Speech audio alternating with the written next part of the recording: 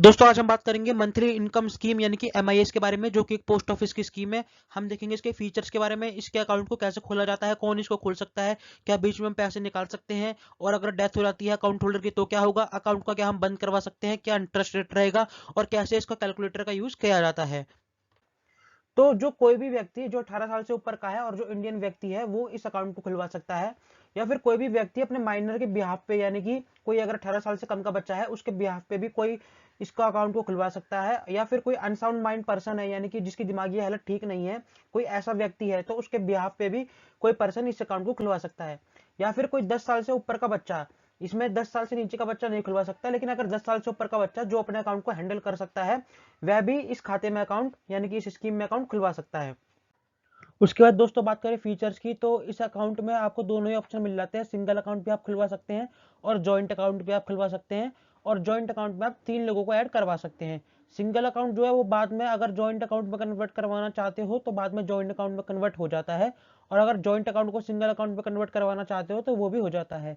इसमें आप कितने भी अकाउंट खुलवाओ, 1 2 3 4 ऐसे कोई लिमिट नहीं है कि आप एक ही अकाउंट खुलवा सकते हो।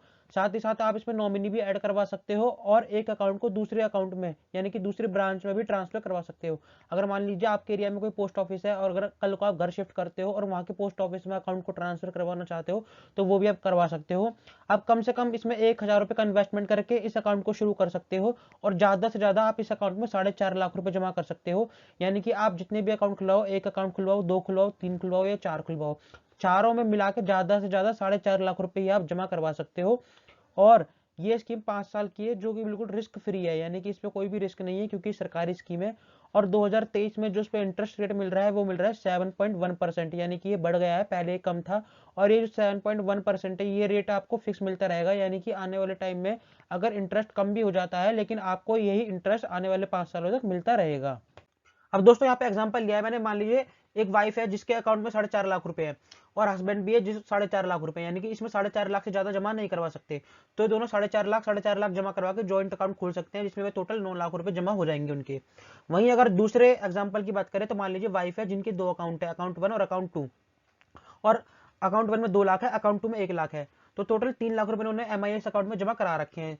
ठीक है, अब 4.5 लाख रुपए की इसकी लिमिट है, तो टोटल अब इनके पास 1.5 लाख रुपए बचे, यानी कि 1.5 लाख रुपए और जमा करवा सकते हैं एमआईएस अकाउंट में।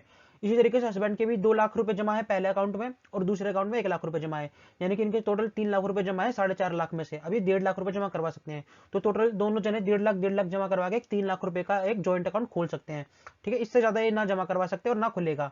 और वहीं अगर थर्ड एग्जांपल की बात करें, मान लीजिए फिर से वाइफ के 2 अकाउंट है, अकाउंट 1 और अकाउंट 2। अकाउंट 1 में 2 लाख है, अकाउंट 2 में 1 लाख है, तो टोटल 3 लाख रुपए वाइफ ने जमा करवा रखे हैं, जिसमें से वो 1.5 लाख रुपए और जमा करवा सकती है। तो यहाँ उसका बैलेंस 1.5 लाख आ गया।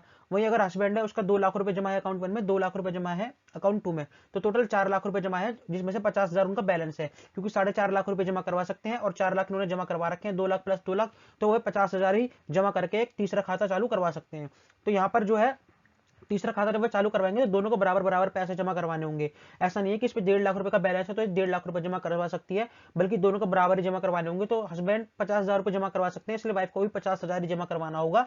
तो 50,000 प्लस 50,000 जमा करवा के टोटल 1 लाख रुपए का अकाउंट ज्वाइंट अकाउंट खोल सकते हैं। वहीं अगर बात करें अकाउंट क्लोजर और प्रीमैच्योर विड्रॉल, यानी कि अगर आप अकाउंट बंद करवाते हो बीच में ही तो क्या होगा, और अगर आप कुछ पैसे निकालना चाहते हो बीच में ही तो क्या होगा। तो जो अकाउंट क्लोजर है उसकी तो इन्फॉर्मेशन इनकी वेबसाइट पे दी हुई है, और जो प्रीमैच्योर विड्रॉल है उसमें भी यही रूल लागू होते हैं जो कि अकाउंट क्लोजर में लागू होते हैं। तो क्या रूल है कि सबसे पहले तो 1 साल के अंदर आप ना तो अकाउंट बंद करवा सकते ना ही पैसे निकाल सकते। 1 साल के बाद और तीसरे साल से पहले, यानी कि जब आपने स्कीम चालू करवाई उसके 1 साल बाद और उसके तीसरे साल से पहले अगर आप अकाउंट बंद करवाते हो या कुछ पैसे निकालते हो तो 2% अमाउंट आपका काट लिया जाएगा, जो भी आपने जमा करवाया है। इंटरेस्ट में से नहीं, ये अमाउंट केवल जो आपने जमा करवाया है उसमें से 2% काट लिया जाएगा। वहीं अगर आप 3 साल के बाद और 5वें साल से पहले इस अकाउंट को बंद करवाते हो या पैसे निकालते हो तो 1% का चार्ज लगेगा, जैसे कि ऊपर 2% का लग रहा था। और ये चीज करने के लिए आपको अपने पोस्ट ऑफिस में एप्लीकेशन देनी होगी, जो आपको पासबुक मिली है वो जमा करवानी होगी, तब आप एप्लीकेशन देकर इस अकाउंट को बंद करवा सकते हो या फिर पैसे भी निकाल सकते हो। उसके बाद अगर बात करें डेथ पे क्या होगा, तो डेथ पर जो है अगर अकाउंट होल्डर की डेथ हो जाती है तो उसके नॉमिनी या लीगल हेयर इस अकाउंट को बंद करवा सकते हैं, और जो भी पैसा इंटरेस्ट के साथ बना होगा वो वह ले सकते हैं, है ना।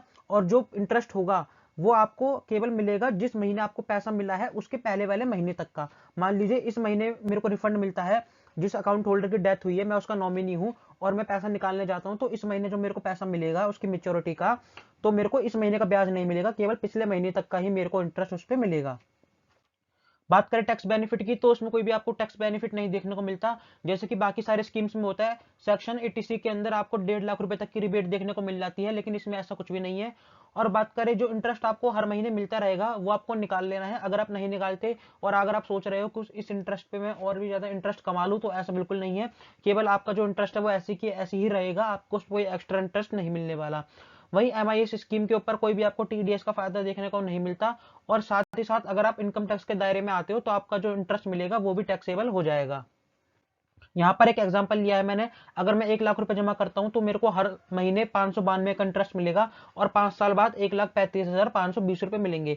इसी तरीके से यहाँ पर लास्ट में देखिए 9 लाख रुपए जमा करे हैं। 9 लाख आप जमा नहीं कर सकते, लेकिन अगर आपका ज्वाइंट अकाउंट है, जैसे कि मैंने पिछले एग्जाम्पल में बताया था, तो ज्वाइंट अकाउंट के केस में आप 9 लाख जमा करके तो महीने का 53 से 24 रुपए इंटरेस्ट ले सकते हो, जो टोटल वैल्यू आपकी हो रहेगी 12,19,440 रुपए।